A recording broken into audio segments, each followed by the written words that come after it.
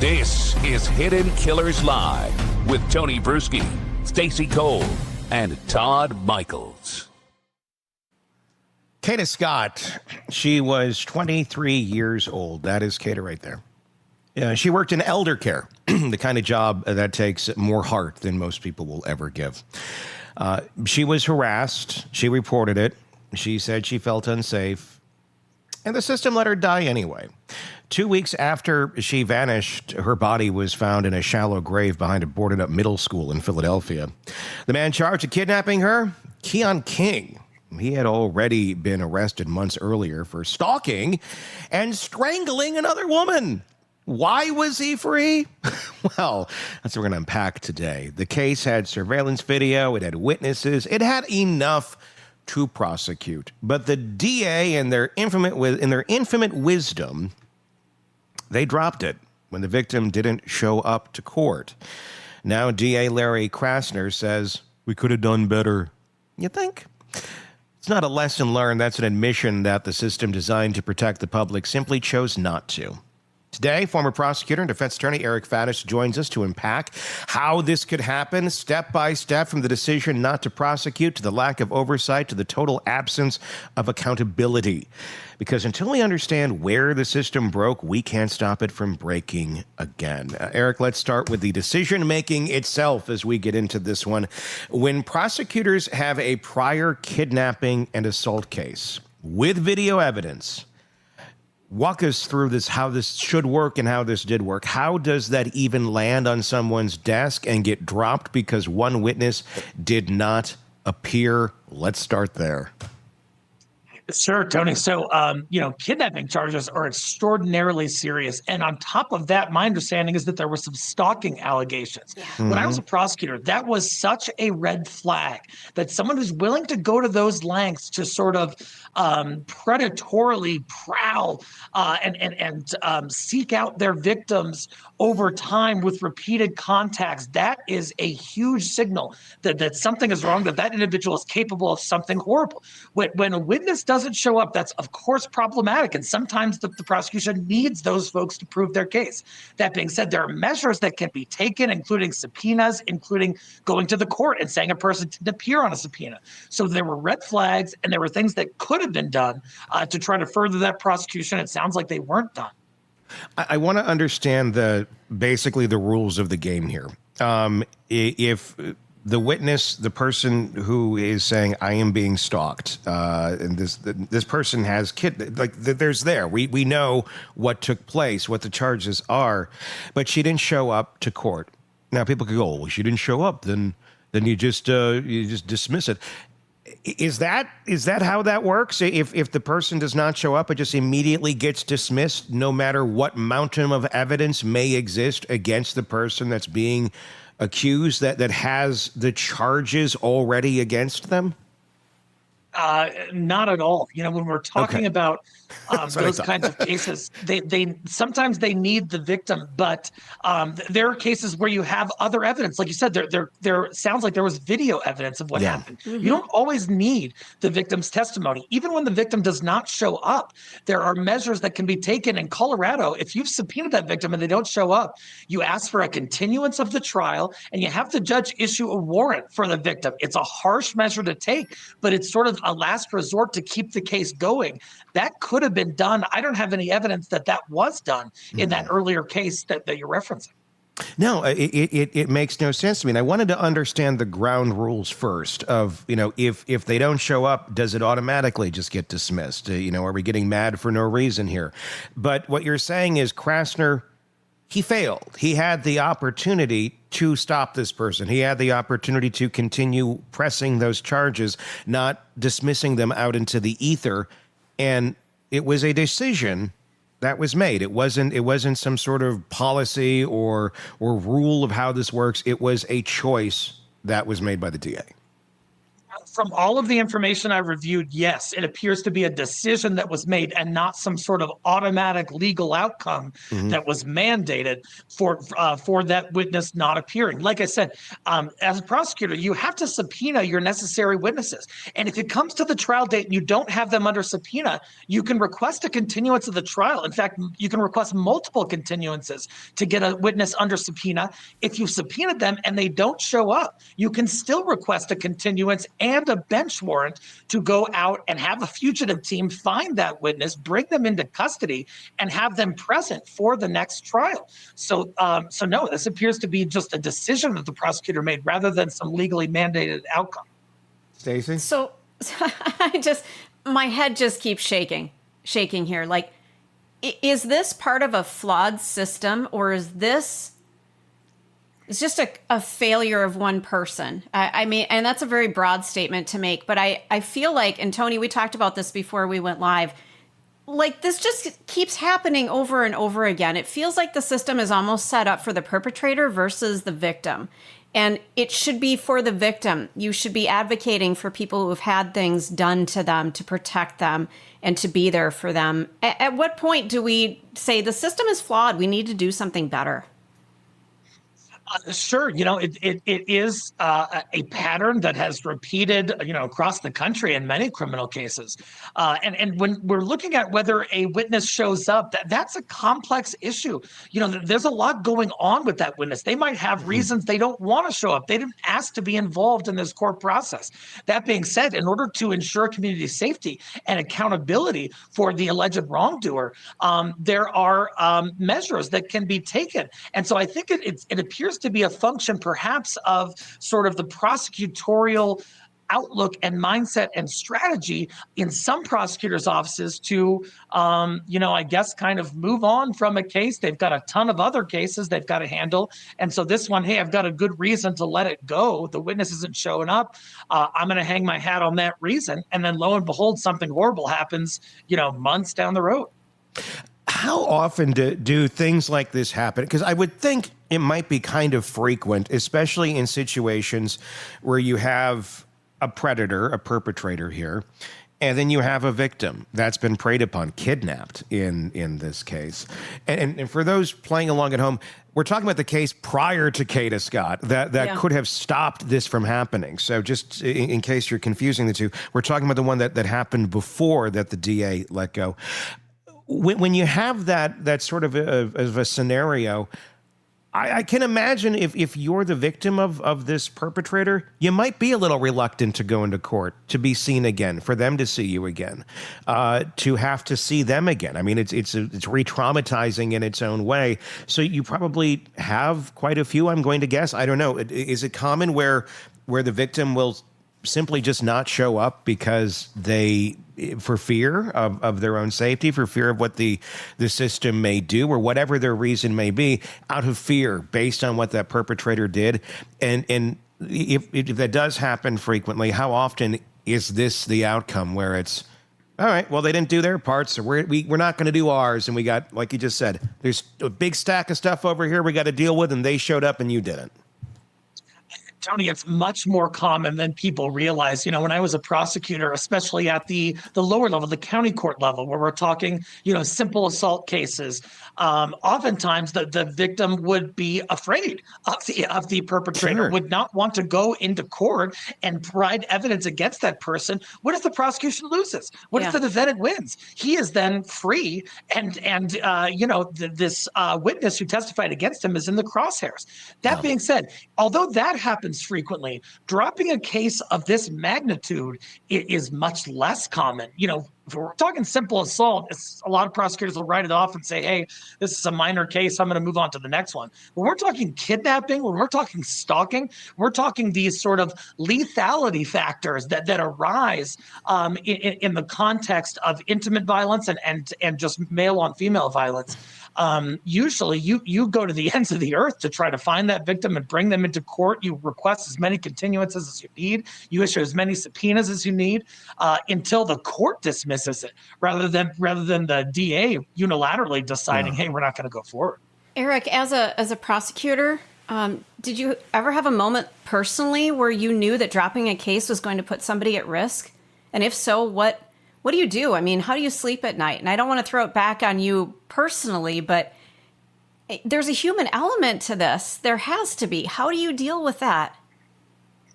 Oh, sure. It's something that's always going through your mind as a prosecutor, because really your duty, in a sense, is to kind of shepherd this community and to make sure that there are no predators out there who are going to hurt the folks in your city and your neighborhood and your county. And so it happens all the time. In fact, when I was a prosecutor, there was a time where the defendant failed to appear and the trial had to be, couldn't go forward. And I was walking around that courthouse and outside the courthouse looking for that person because I thought I saw him early on in the day. Sometimes you have to take it into your own hands and really go above and beyond to try to make these prosecutions go forward despite these hurdles. And I don't have any indication that the prosecutor's office made such attempts. In something like this, I mean, if you are the victim and you don't want to appear, you're scared. It's ultimately a choice out of fear. And yes, the system has ways of compelling. You just listed a whole bunch of them, all the way to basically we're going to take you into custody and bring you into court.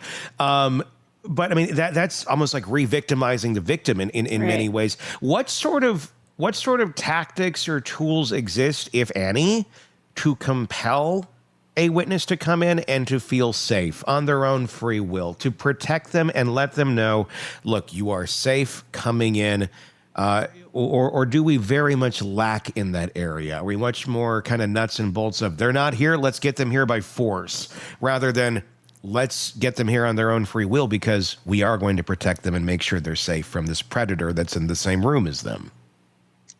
That's one thing, Tony, that sort of soured me on prosecution and caused me to go to the criminal defense side, is because, yes, issuing a bench warrant for a victim, my gosh, if they've already been traumatized, then having to be taken into custody and booked into the jail and put into jail scrubs, and then testify against the person they're afraid of, that is horrible for that person.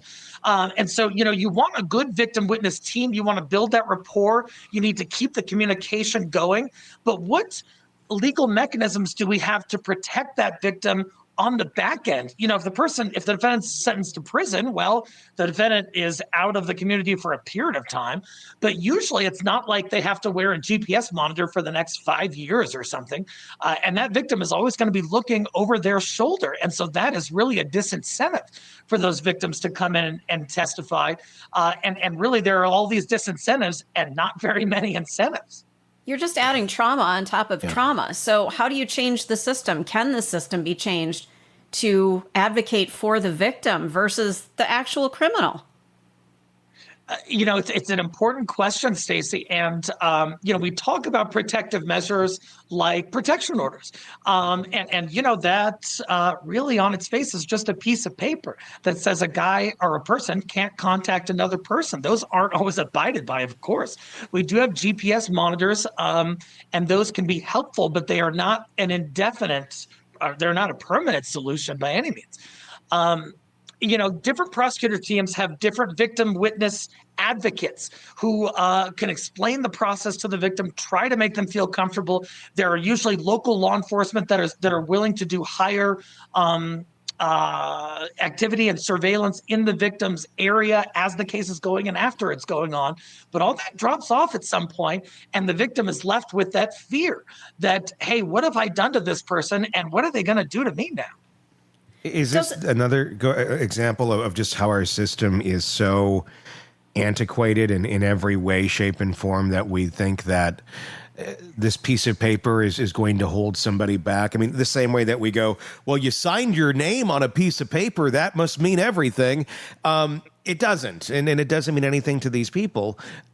Is this something that just really needs to be rethought of in today's terms? I mean, yeah, there's GPS monitors. That's lovely.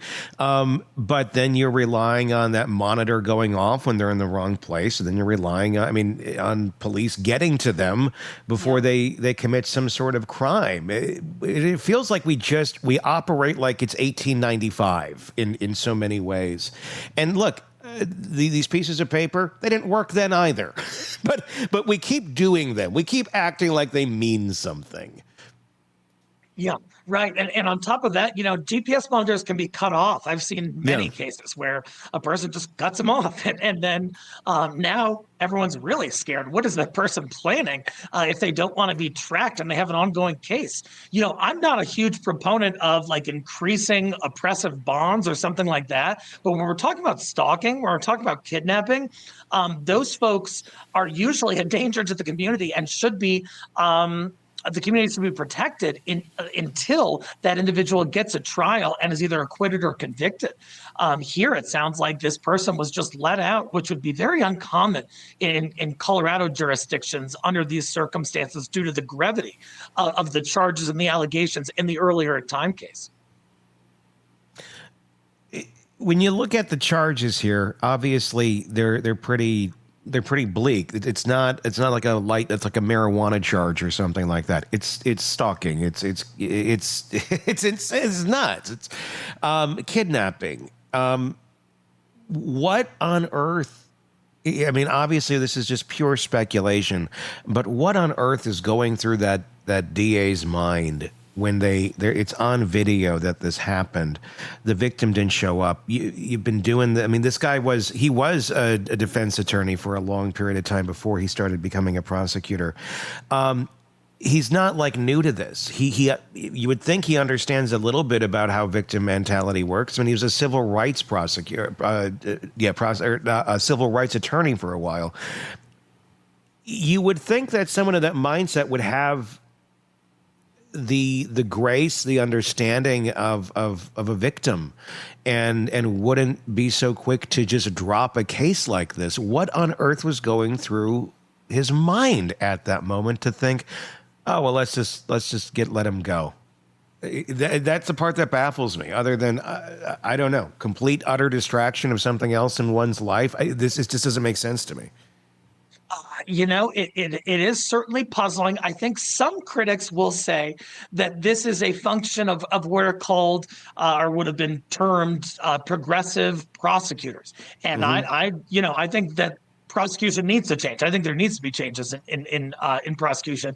On the other hand, we can't go so far in the other direction that we are overlooking obvious risks to the community, obvious risks to actual victims here. And yeah, when you have that stalking charge, that was one thing that was drilled into me as a prosecutor, is that is a red flag. That is a person you need to watch in this community because they are hunting.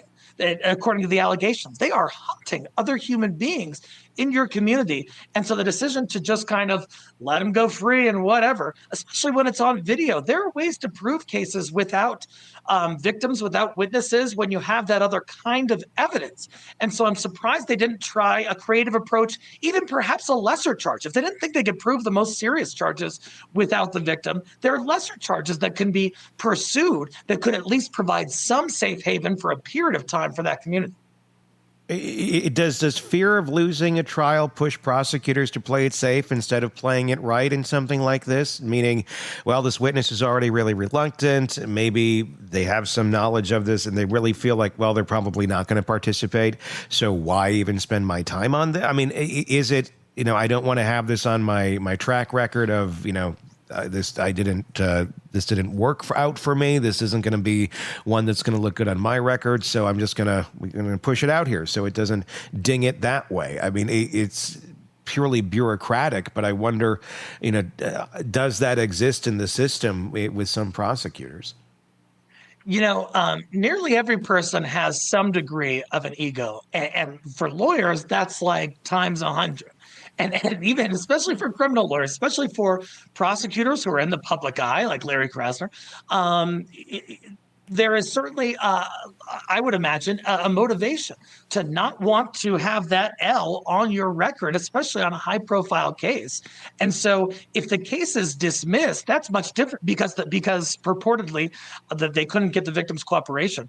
That's much different than going to trial and actually suffering that loss.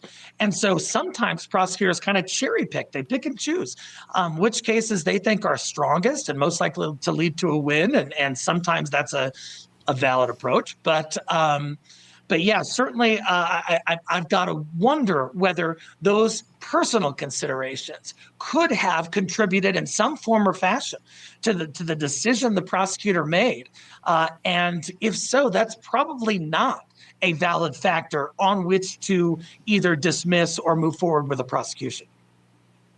Are there any checks and balances in this system where if you have a prosecutor that makes a move like this? I mean, could there have been anyone in that office that when these charges were dropped that said, wait a second, let's take a look at this again. This doesn't make sense. Or once that decision is made, that decision is made. And then there's no consequences for that decision for the person that makes it. There's really no good legal mechanism by which such a decision could be challenged. If the prosecutors have what's called prosecutorial discretion, which really means, hey, they get to decide which cases they like and want to go forward on and which one they don't. And when they make that decision, the judge can't say, hey, I disagree with dismissing this case. I'm going to force you to move forward on it. You can see sort of the problems that could arise with that because of you're compelling a prosecutor to move forward on a case they don't like. They might not try that hard. They might not be a successful prosecution. But should there be some other kind of mechanism where the victim could petition the court, could ask for a substitute prosecutor? These are ideas that have been considered. Is there ever a point where a prosecutor could face charges themselves for negligence in this case? In many states, there is such robust immunity for governmental actors, including prosecutors, in the decisions they make, especially when it comes to their own discretion, because they're going to come up with reasons that sound valid no matter what. Typically you can't sue a prosecutor. Sometimes they'll try to sue police departments for not pursuing a crime or a person that they had evidence against. But even those are really difficult to win. I think there's a problem with how broad prosecutorial immunity is. And I've actually sought to try and change that in Colorado. But that's a work in progress across the country. Do you think there would ever be progress on that? I mean, you're kind of like it's an uphill battle, I would imagine, to try and fight that one, because I would, anybody in that community certainly, benefits from that protection, and rightfully so in many cases. You don't want just a bunch of frivolous lawsuits going against prosecutors that somebody disagrees with for grounds that make no sense. But at the other side of the coin, you have these sort of situations that go on every day. What is the solution? What is the healthier middle ground, rather than just constantly swinging way over here or way over here, when reality tends to be more in the middle? It's a tough issue to navigate. One thing that's come about recently is trying to impose some kind of accountability on prosecutors' discretion when they are grossly negligent. And that includes whether they go forward on a case that's bogus or whether they choose not to go forward on a case that is legit and then something horrible happens. They've talked about possibly having attorneys' fees and costs be imposed against prosecutors when they go forward on a bogus case. And I'm just wondering if there's some kind of corollary on the reciprocal where they choose not to go forward on a serious case and then something bad happens.